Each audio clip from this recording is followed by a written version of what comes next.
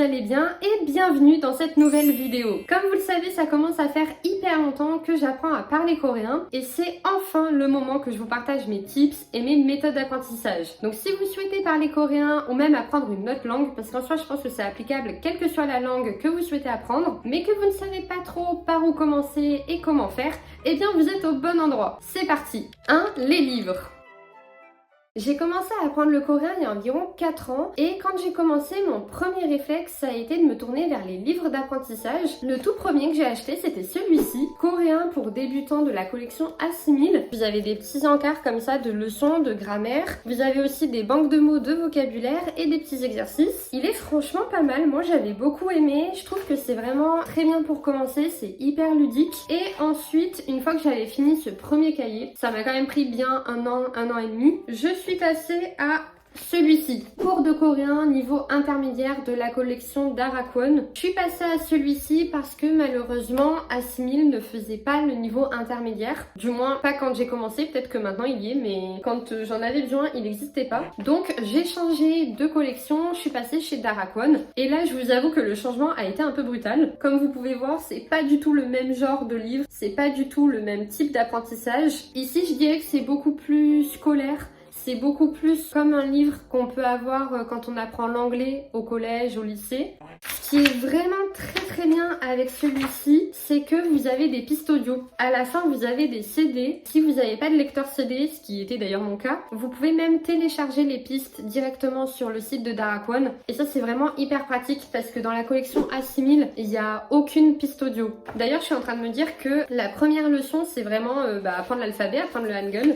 Ici. Je m'étais également appuyée sur des vidéos YouTube. Je saurais plus vous retrouver lesquelles, mais c'est très simple, vous tapez juste Hangul sur YouTube. Ce qui me permettait de travailler les sons. Vous voyez, c'est écrit comme ça, vous avez la lettre avec la consonance à l'oral, mais c'est pas forcément évident. Donc voilà, là ça manquait un petit peu. Ici, on a ces pistes audio, c'est vraiment sympa. Et en termes de leçons, vous voyez, c'est vraiment comme un manuel d'espagnol ou d'anglais qu'on peut retrouver au lycée. Vous avez des compréhensions orales avec les textes. Ça, c'est vraiment trop bien. Et en dessous, du vocabulaire. Ensuite, vous avez vos points de grammaire. Donc tout là. Vous enchaînez les points grammaticaux. Vous avez du vocabulaire. Et après, vous avez vos exercices. Et on voit quand même que c'est un niveau un petit peu au-dessus. Vous voyez, vous avez même des exercices de compréhension orale, donc c'est vraiment top. Ah oui, et vous avez des points culture aussi. Bref, cette collection, elle est vraiment super.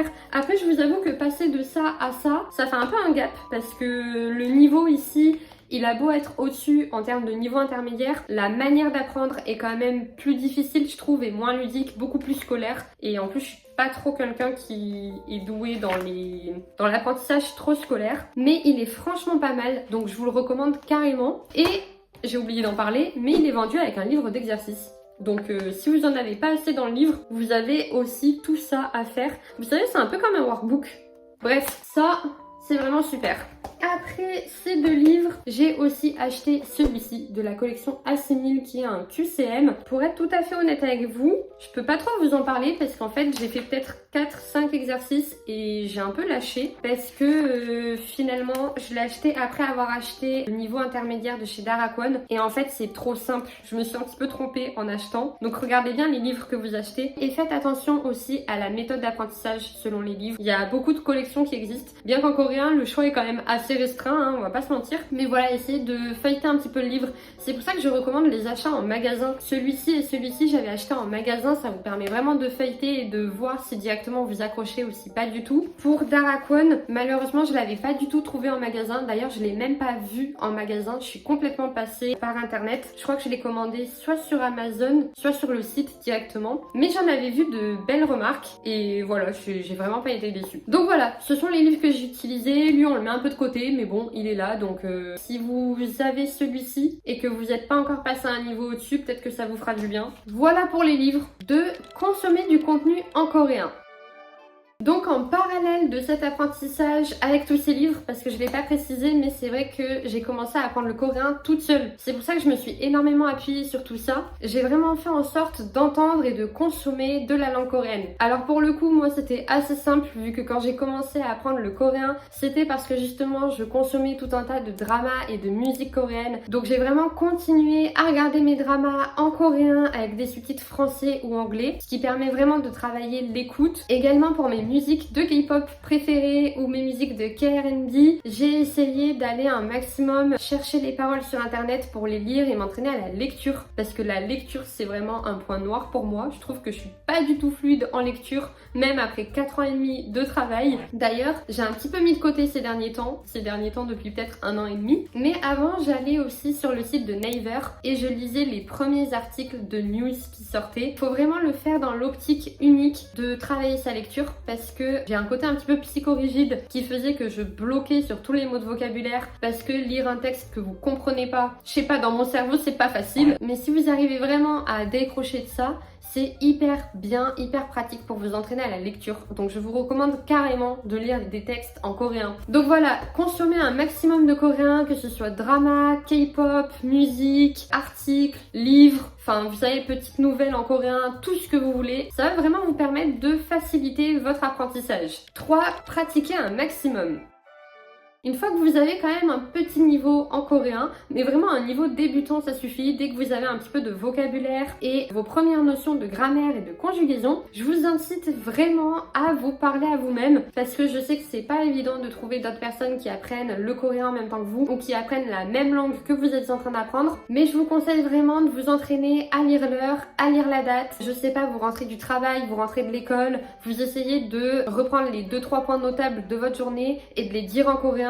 Ça vous permettra aussi d'aller chercher du vocabulaire qui pourrait vous manquer pour raconter votre journée en 2-3 mots, 2-3 phrases. Donc ça c'est vraiment un point fort et j'insiste dessus parce que en apprenant tout seul, surtout comme je vous le disais avec la première collection, le premier livre qui n'a pas de piste audio, ça fait vraiment du bien de pratiquer. Ça vous permet de mettre un petit peu en application tout ce que vous avez appris. Donc je vous conseille vraiment de faire ça. 4e méthode, prendre des cours. Au bout de 2 ans et demi d'acharnement toute seule, à bouquiner, bachoter mes 12 bouquins, à consommer un maximum de contenu coréen, grosse déprime, je me suis rendu compte que j'étais pas capable d'aligner 3 mots, même pas de me présenter en coréen. Donc c'était très difficile parce qu'au bout de 2 ans, j'avais un peu l'impression d'avoir perdu mon temps.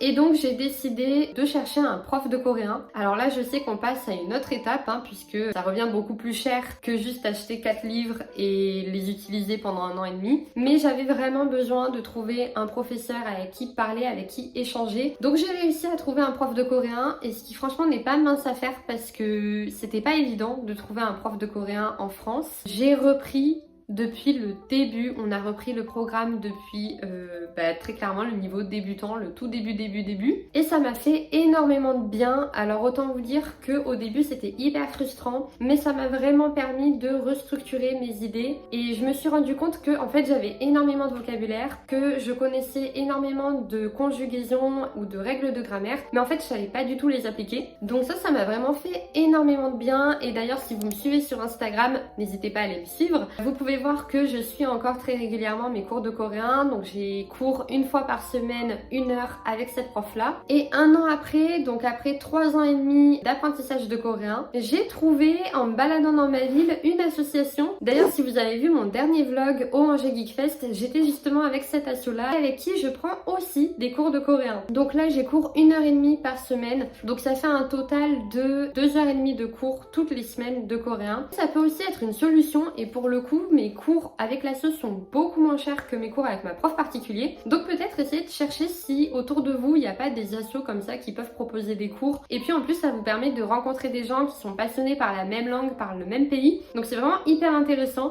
Et pour tout vous dire, quand j'ai commencé à apprendre le coréen, mes 2 premières années que j'ai appris toute seule, je trouve que j'ai beaucoup plus appris d'un point de vue théorique, d'un point de vue grammaire, vocabulaire, conjugaison. Je trouve que j'ai vraiment bien plus appris et que j'ai été beaucoup plus efficace que maintenant depuis 2 ans que je suis avec mes profs et mes cours. Quand j'étais toute seule à apprendre le coréen, je m'y mettais vraiment très régulièrement. Je m'y mettais facilement 3 fois par semaine et à chaque fois ça pouvait être 2 heures, ça pouvait être 3 heures. J'étais vraiment à fond dedans. On m'a jamais vue aussi studieuse qu'à ces moments-là. Et comme j'essayais d'apprendre par moi-même, en fait on me donnait pas la réponse, c'est moi qui la cherchais. J'apprenais vraiment très bien mon vocabulaire, ma conjugaison, ma grammaire. Là depuis 2 ans, j'ai complètement arrêté, comme je vous le disais, ces livres-là. J'ai complètement lâché tout ce qui est apprentissage en solo parce qu'en fait au début j'ai essayé d'allier les deux, mais mon niveau était tellement différent à travers mes livres. Comme je vous le disais, là c'est un niveau intermédiaire alors qu'avec ma prof j'étais à un niveau débutant. Il y avait tellement un gap énorme que pour mon cerveau c'était pas du tout possible de suivre les deux. Donc j'ai complètement lâché mon apprentissage théorique et je suis juste mes cours de manière régulière, donc 2h30 par semaine. Donc comme vous pouvez voir, je suis passée d'à peu près 6 heures de travail par semaine à 2h30. Donc forcément on apprend beaucoup moins de choses, c'est beaucoup moins dense. Mais par contre, le fait d'avoir 2h30 avec des profs à l'oral, ça m'a vraiment fait énormément progresser à l'oral. Et du coup, justement, tous ces cahiers que j'avais fait et que j'avais vus de mon côté, je suis maintenant capable de les maîtriser à l'oral et de construire des phrases et de réussir un petit peu à m'exprimer. Et quand on apprend une langue, c'est quand même le plus important de pouvoir l'exprimer à l'oral. C'est à vous de chercher votre méthode, qu'elle soit au début en solo, après avec un prof ou même complètement en solo. Mais ce que je veux vraiment vous dire, c'est que essayez de ne pas négliger vraiment la pratique orale. Quand vous êtes seul, c'est très compliqué. C'est pour ça que je vous disais d'essayer de pratiquer au maximum, même face à vous-même, parce qu'au début je le faisais pas et ça m'a vraiment manqué. Donc je suis quand même très contente, voilà, même si je travaille moins mon coréen, d'avoir cette impression de pouvoir le mettre en pratique. C'est quand même assez satisfaisant. 5. Être régulier. Une autre méthode d'apprentissage que j'essaye un petit peu de m'imposer, même si je vous dis que effectivement je travaille beaucoup moins mon coréen que ce que je faisais il y a 2 ans, c'est vraiment d'être régulier. Alors quand je dis être régulier, je dis pas forcément vous poser sur vos bouquins pendant 4 heures 3 fois par semaine comme j'ai pu le faire. C'est pour moi vraiment essayer d'être en contact avec du contenu coréen de manière régulière. Je sais que ce qui m'a vraiment aidé, c'est que j'ai toujours regardé des dramas coréens, j'écoute beaucoup de musique coréenne. Même si vous regardez pour de la détente, essayez d'être un petit peu plus attentif aux terminaisons qu'on utilise, au langage qu'on utilise, aux mots de vocabulaire que vous pouvez reconnaître. Comme je vous disais, n'hésitez pas dès qu'il y a une musique, voilà, sur laquelle vous accrochez, à être un petit peu curieux et à aller chercher les paroles sur internet. Je pense vraiment que de baigner dans l'univers de la langue que vous voulez apprendre va vous permettre de vous faciliter l'apprentissage. Après, je fais juste une petite aparté. Il y a être régulier et apprendre une langue parce qu'on aime ça. Je sais que là, je suis dans le cas où apprendre le coréen, c'est parce que c'est mon choix, c'est un passe-temps, c'est un loisir. Je suis plus dans le cadre scolaire où je devais apprendre l'anglais ou l'espagnol pour valider mes diplômes. Donc, vous pouvez être régulier pour essayer d'apprendre et d'augmenter votre niveau. Maintenant, ça reste une activité que je fais par plaisir. Donc, si pendant, je sais pas, 2 semaines, j'ai pas envie de me mettre à mon coréen, j'ai pas envie de regarder de drama, j'ai pas envie d'écouter de musique coréenne ou juste je fais autre chose, c'est pas grave. Grand bien vous fasse. D'ailleurs, parfois faire des pauses, ça fait le plus grand bien. Donc soyez régulier, mais ne vous mettez pas non plus la rate au courbouillon parce que vous avez un livre et que vous voulez le finir en 2 mois, 3 mois, 6 mois, 8 ans ou que sais-je. Je pense que être régulier, c'est la clé, mais le faire avec envie, avec passion, c'est aussi une clé qui n'est pas à sous-estimer. Dernier point, armez-vous de patience. Et mon dernier conseil que je peux vous donner et que je mets à rude épreuve tous les jours, armez-vous de patience et soyez indulgent avec vous-même. Apprendre une langue, c'est franchement compliqué, c'est vraiment bien plus lointain que juste la langue. C'est connaître le pays, connaître la culture, connaître l'histoire, essayer de se mettre dans la manière de penser de la langue en question qui peut différer complètement de ce qu'on a l'habitude d'entendre. Par exemple, en coréen, il y a énormément d'expressions ou énormément de points grammaticaux qui n'ont pas forcément de traduction française. Donc c'est vraiment très compliqué d'essayer de percevoir quelque chose dont vous n'avez pas les mots en français pour comprendre ce qu'ils veulent dire. Ça demande vraiment une gymnastique de l'esprit qui est pas évidente. Moi par exemple, ça fait 4 ans et demi que j'essaye d'apprendre à parler coréen et mon niveau n'est vraiment pas celui que j'imaginais avoir il y a 4 ans quand j'ai commencé. J'imaginais sans imaginer, mais je sais pas, je me serais dit qu'au bout de 5 ans, j'allais quand même avoir un petit niveau. Et finalement, j'ai un petit niveau, mais qui reste assez petit. Donc essayez vraiment d'être patient et d'être indulgent avec vous-même. Et que voilà, ça va pas forcément aussi vite que ce que vous voulez, mais ne vous découragez pas. Et au bout d'un moment, ça c'est ce que je me dis à chaque fois que j'ouvre mes cahiers de coréen, c'est que maintenant que ça fait 4 ans et demi que je suis sur le DOS, je vais pas abandonner maintenant. Entre l'argent que j'ai investi dedans et le temps que j'ai investi dedans, c'est plus le moment d'abandonner, c'est trop tard. Donc non, il y a un jour, je serai bilingue coréen. Mais c'est juste que je ne sais pas quand est-ce que ce jour arrivera.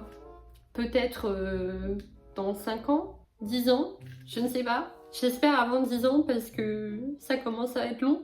Voilà, tout ça pour vous dire que armez-vous de patience, de détermination, ne baissez pas les bras. Moi, je vous encourage vraiment à apprendre les langues que vous aimez, à apprendre les langues que vous avez envie de parler parce que c'est vraiment hyper intéressant.